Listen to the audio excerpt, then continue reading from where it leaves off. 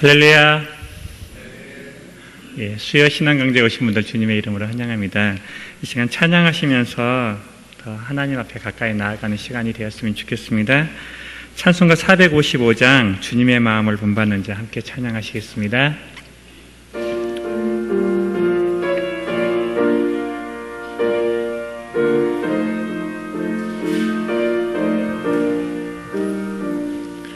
주님의 마음을 본받는 자, 그 맘에 평강이 찾아오면 험악한 세상을 이길 힘이 하늘로부터 임함이로다. 주님의 마음 본받아 살면서 그 거룩하심 나도 이루리. 주 모습 내 눈에 안 보이면 그 음성 내 귀에 안 들려도 내 영혼 날마다 주를 만나 신령한 말씀 늘 배우도다. 주님의 마음 본받아 살면서 그 거룩하심 나도 이루리. 가는 길 거칠고 험하여도 내 맘에 불평이 없어짐은 십자가 고난을 이겨내신 주님의 마음 본받음이라. 주님의 마음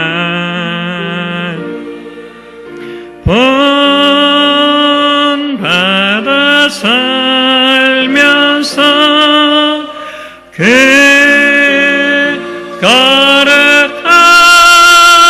거룩하심 나도 이루리. 주 예수 세상에 다시 오신 그날의 무성도 변화하여 주님의 빛나는 그 영상을 다 함께 보며 주 찬양하리. 주님의 마음 본받아 살면서 그 거룩하심 나도 이루리. 아멘. 수요 신앙 강좌를 통해 전하는 자나 듣는 자가 다 하나님을 다 알아가고 닮아가는 시간이 되었으면 좋겠습니다. 목사님이 그러시더라고요. 제가 딱 3번 하는데 그 중에 2번이 휴일이 걸렸다고.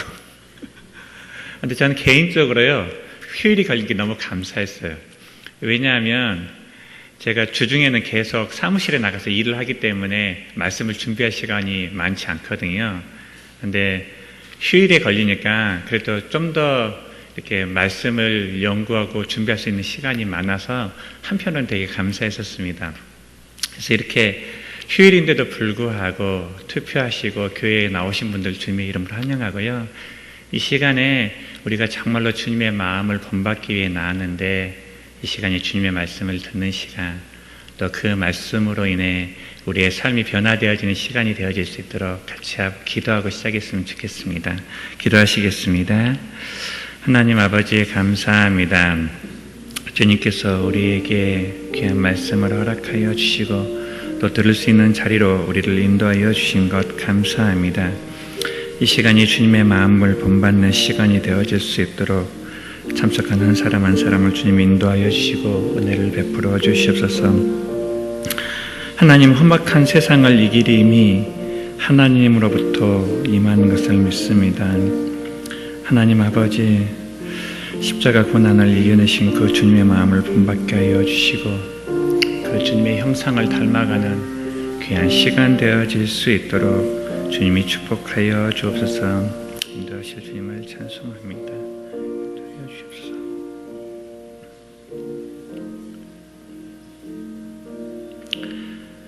하나님 아버지 감사합니다. 우리에게 귀한 수요 신앙 강좌를 허락하여 주시고 말씀을 들을 수 있는 기회를 허락하여 주시니 감사합니다.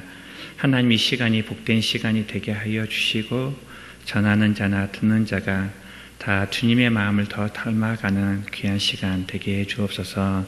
예수님의 이름으로 기도하였습니다. 아멘. 자, 오늘은 제 신앙 시간의 마지막 시간이고요. 그래서 첫 번째, 두 번째 시간을 좀 정리하고 세 번째 시간을 좀 시작했으면 좋겠습니다.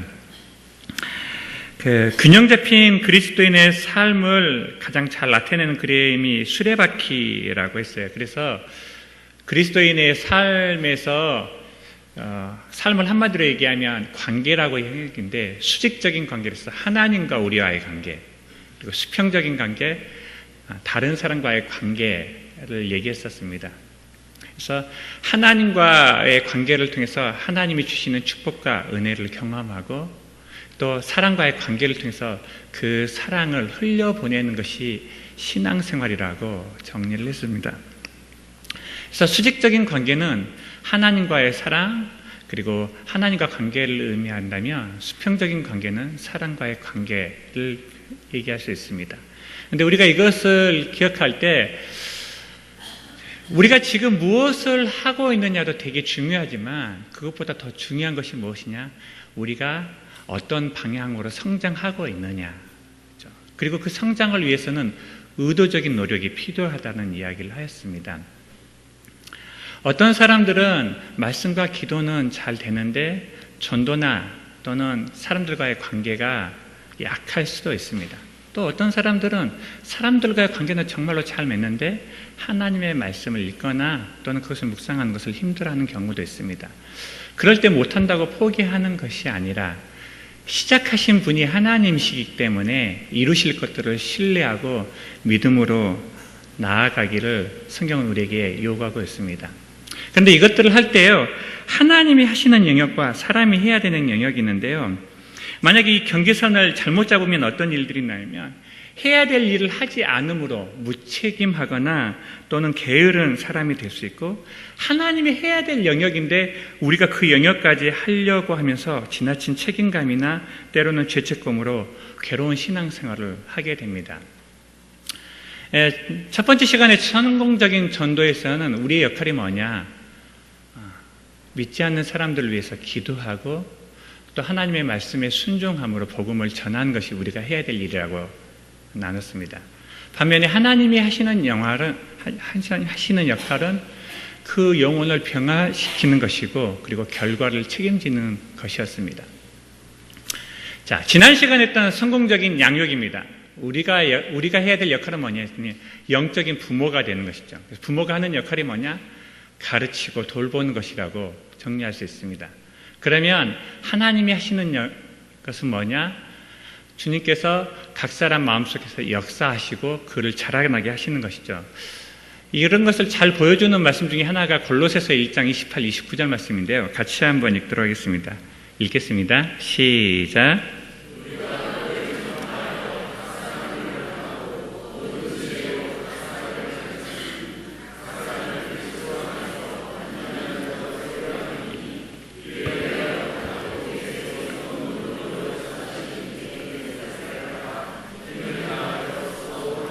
아멘.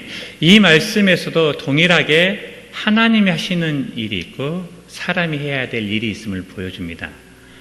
자, 우리가 해야 될 것은 뭐냐면 그를 전파하여 각 사람을 권하고 모든 지혜로 각 사람을 가르치는 거예요. 이건 우리가 해야 될 일이라는 거죠. 근데 하나님이 하시는 일이 있어요. 우리 속에서 능력으로 역사하시는 이의 역사가 있다는 거죠. 우리가 전도를 할 때 우리가 가서 전하는 것 중요해요. 그런데 우리가 어떻게 전도할 수 있어요? 성령님이 우리 안에 역사하셔야 돼요. 믿지 않는 사람을 불쌍히 여기는 마음, 그 영혼을 안타까워하는 마음, 그래서 전하지 않으면 견딜 수 없는 그 영혼을 불쌍히 여기고 그가 때로 나한테 상처를 주고 나를 힘들게 했다 하더라도 주님의 사랑으로 사랑할 수 있는 마음을 하나님 우리에게 부어주시지 않으면 우리의 힘으로는 사랑할 수 없고 전도할 수 없습니다. 그러나 주님이 우리를 불러주셨다면 주님이 우리를 통해 하나님의 뜻을 이루시는 것이 하나님의 뜻이기 때문에 그 일들을 이루어 가실 줄로 믿습니다. 그렇게 우리 속에서 능력으로 역사하시는 것이 하나님이 하실 역할이라면 우리가 또 해야 될 일 있죠. 그 하나님의 역사를 따라 힘을 다하여 수고하는 것이죠. 그래서 신앙생활을 하다 보면 때로는 우리가 해야 될 역할 이상을 하면서 힘에 지나도록 하다가 지쳐 쓰러지는 경우도 있고요. 때로는 해야 될 일임에도 불구하고 하지 않음으로 교회에서 문제가 일어나기도 하는 것들을 보게 됩니다. 그래서 끊임없이 이것이 하나님이 하셔야 될 역할인가 사람이 해야 될 역할을 정해야 되는데요. 이게 이렇게 매뉴얼처럼 이럴 때는 이렇게 하고 이렇게 하고 딱 정해진 게 아니에요. 그때그때 달라요. 예를 하나 드려볼게요. 저는 이제 CCC라는 선교단체에서 재정팀에서 사역을 하고 있거든요. 그러면 어떤 행사를 할 때 이 사역을 할 것인지 말 것인지 재정적인 의사결정을 해야 돼요. 이번에도 올 여름에 제주에서 큰 이제 전국에 있는 대학생들이 모이는 수련회를 해요. 규모가 한 20억 정도 되거든요. 그런데 돈은 한 12억밖에 없어요. 8억이었거든요. 그러면 8억이 없는데도 수련회를 할 것이냐 말 것이냐 결정을 해야 돼요. 합리적이고 논리적인 것은 뭐예요? 예산이 없으면 안 하는 게 맞아요. 그런데 때로는 돈이 없어도 그것이 하나님의 뜻이라면 믿음으로 도전하고 해야 될 때가 있어요. 어떨 때 그렇게 돈이 없어도 하는 것이 믿음의 도전이 될 수도 있지만 어떨 때는 그것이 굉장히 어리석은 결정이 될 수도 있습니다. 그러면 도대체 무슨 기준으로 그걸 나누냐? 기준이 없어요. 제가 느끼기에는. 그냥 그때마다 주님께 기도하면서 하나님의 뜻이 무엇인지 묻고 그 인도하심에 순종하는 것이죠. 그래서 우리의 신앙생활 가운데 우리는 자꾸 매뉴얼을 찾아요. 이럴 때는 이렇게 하면 된다라는. 그런데 그 매뉴얼에 빠졌던 오류가 누구냐면 바리새인들이었거든요. 바리새인들은 율법을 만들어 놓고 이럴 때는 이렇게 하고 저럴 때 하면 저렇게 하면 된다라고 다 만들어 놨지만 하나님이 원하시는 것은 우리가 어떤 율법에 따라 기계적으로 사는 삶이 아니라 하나님과 인격적인 교제를 통해서 그분과 교제하는 삶을 살기를 원하셨습니다. 그래서 우리가 어떤 문제를 당했을 때 우리가 그 문제를 잘 해결하는 것보다 더 중요한 것은 내가 그 문제를 하나님을 의지하고 있느냐. 하나님은 그걸 더 보신다는 것이죠. 저는 그 전도와 양육이 마치 물놀이와 같다라는 생각을 했었어요. 그 예성이가 유치원 다니기 전에 이제 처음으로 같이 물놀이 공원에 갔어요. 물놀이장에. 처음으로 물놀이장에 갔는데 이렇게 애들이 노는 그 깊지 않은 풀장 있잖아요. 거기에 이렇게 들어가려는데 애가 처음 보니까 무서워서 못 들어가더라고요. 그러니까 제가 억지로라도 이렇게 좀 끌고 안고 들어가려는데 막 울면서 안 들어가려고 하는 거예요. 그래서 이제 그냥 네 알아서 해라. 들어가면 되게 재밌는데 하고 딱 놔뒀더니 지가 혼자서 한번 들어가 보더라고요. 처음에는 무서우니까 발만 담그더라고요. 발만 딱 담그고 쏘러 그러니까 그 다음에 갈 때는 좀 더 들어가더니 무릎 깊이까지 가더라고요.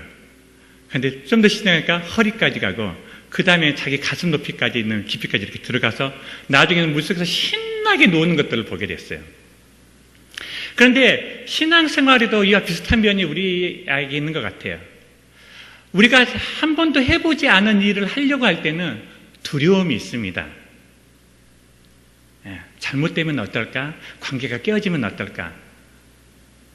그런데 하나님이 우리를 우리의 믿음에 맞게 한 걸음 한 걸음씩 인도하여 주셔서 결국은 그곳에서 하나님이 주시는 자유와 축복과 은혜를 마음껏 누리는 삶을 살도록 우리를 인도해 주시는 것을 경험하게 됩니다. 그래서 지금까지 배웠던 전도와 육성 양육을 그냥 다른 사람이 해야 되는 일이고 나하고는 상관없는 일로 여기는 것이 아니라 정말로 신앙생활 가운데 우리가 마땅히 해야 될 일이라면 지금 나의 능력에 상관없이 하나님의 뜻이 나를 통해 이루어질 것들을 신뢰하며 믿음으로 도전하는 영안교회가 되었으면 좋겠습니다.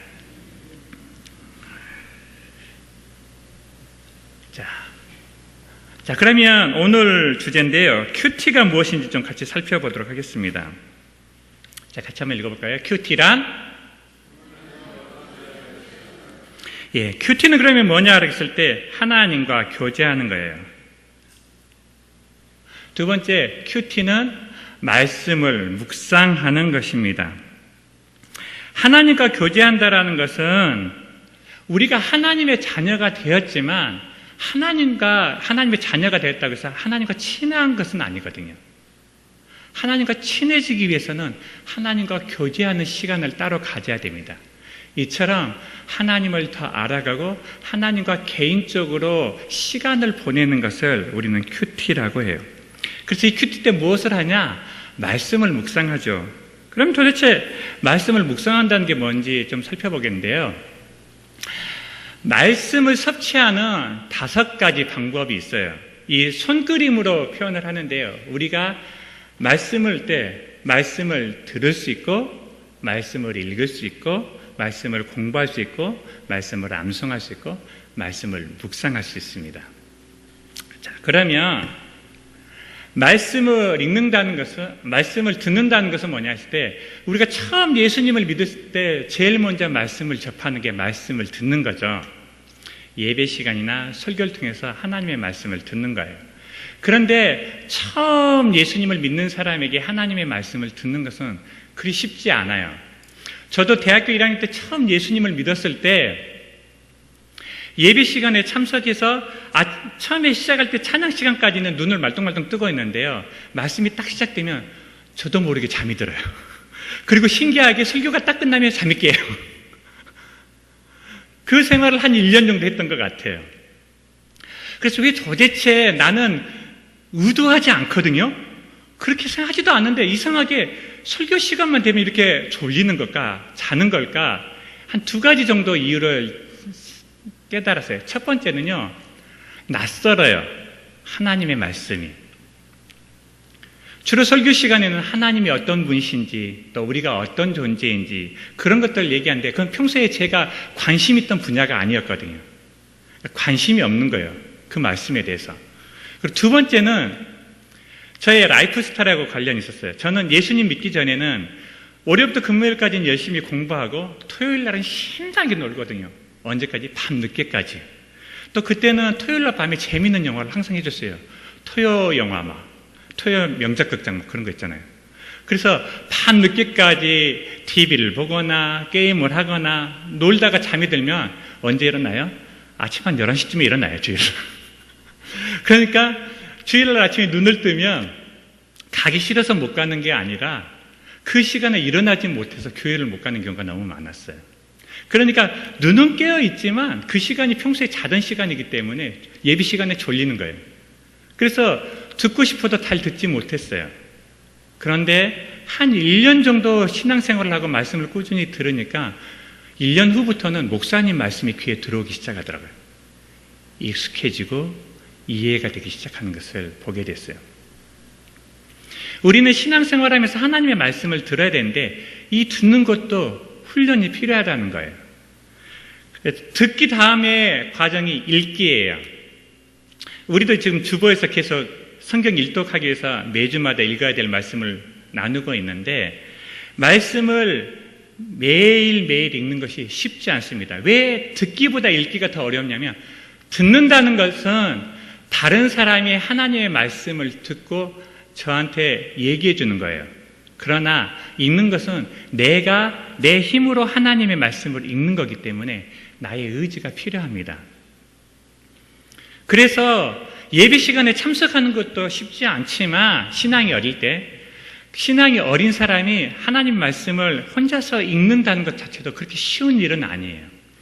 또 의지를 들여서 읽다고 하더라도 이해가 잘 안 돼요. 우리나라 말인데 뭔 말인지 몰라요. 읽어도. 저는 처음에 성경을 읽을 때 창세기하고 출애굽기는 잘 읽었는데 레위기부터는 도저히 무슨 말인지 못 알아듣겠더라고요. 그래서 처음에 읽을 때는 좀 이게 무슨 말인지 이해하면 읽을 수 있을 것 같아서 주석 성경을 읽었어요. 그래서 주석 읽어보고 그래도 안 되니까 현대어 성경이라는 게 있더라고요. 그래서 현대인의 성경, 현대어 성경으로 요즘 말로 된 성경을 읽어봤는데 그래도 뭔 말인지 모르겠더라고요. 그런데 제가 성경을 읽으면서 한 가지 깨달았던 게 있어요. 그게 뭐냐면 최근에 이제 TV에 박지성 선수가 나왔었거든요.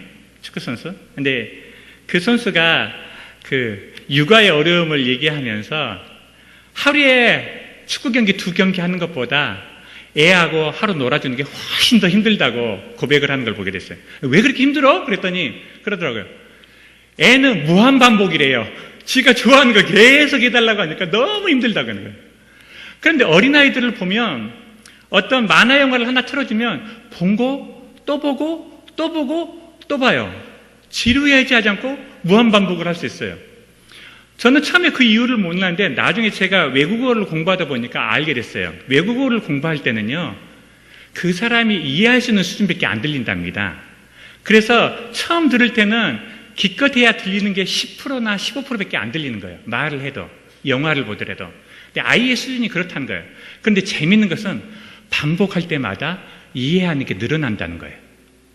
처음에는 한 10%밖에 이해가 안 됐는데 두 번째 볼 때는 15% 이해가 된 거예요. 그러니까 이 아이한테는 그 영화가 어제 봤던 그 영화가 오늘 새로 보는 영화나 똑같은 거예요. 볼 때마다 새로우니까.